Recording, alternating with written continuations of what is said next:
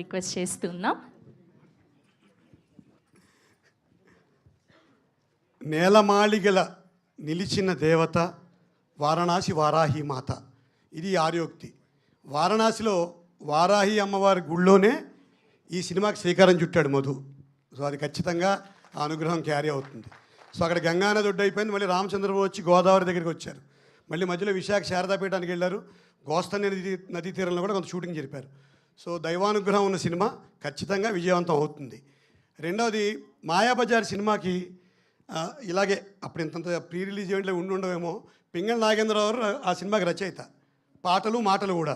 వారు ఏం చెప్పారంటే, మాయాబజార్ సినిమా చూసిన వారికి, చూసిన వారి ద్వారా విన్నవారికి కూడా ఎంతో పుణ్యము దైవానుగ్రహం వస్తుందని చెప్పారు.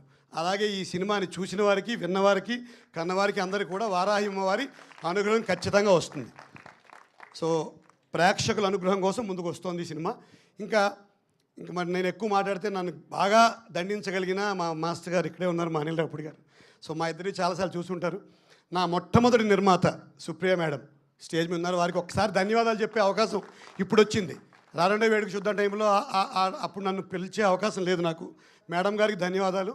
సుమంత్ గారితో 4వ సినిమా, మా సుబ్రహ్మణ్యపురం లక్ష్య సినిమాలు తీసిన దర్శకుడు సంతోష్తో ఇది నా 3వ సినిమా. 3 సినిమాలు నన్ను పెట్టుకున్నాడు.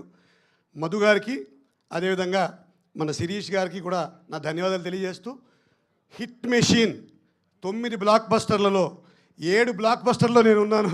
వారికి నా శిరీష్ గారికి చెప్పాను, లక్ష్మణ్ గారు సారీ ఎక్స్ట్రీమ్లీ సారీ సార్.